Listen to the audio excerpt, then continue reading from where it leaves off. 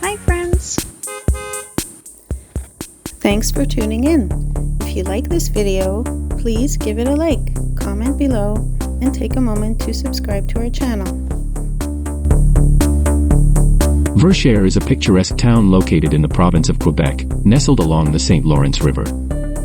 With a population of around 5,000, it offers both a rich history and beautiful natural landscapes. The town was originally settled by the French in the early 17th century, and has played a key role in the region's history, especially during the colonial period. One of Verchères' most significant historical landmarks is the Église de Verchères, a beautiful church that reflects the town's deep roots. It is a reminder of the region's French heritage and an important site for local residents. The town is also known for its stunning natural surroundings, with the St. Lawrence River providing a peaceful backdrop and opportunities for outdoor activities like kayaking, fishing, and hiking. Whether you're a history enthusiast, nature lover, or culinary adventurer, Verchères has something special to offer.